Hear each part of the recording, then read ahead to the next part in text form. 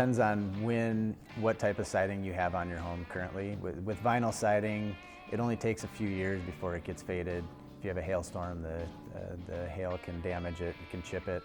If you have wood siding, you have a maintenance issue with paint on it. If you don't keep that paint up, you're going to have some issues with rot being able to get in. There's woodpeckers that can get into wood siding and cause issues there.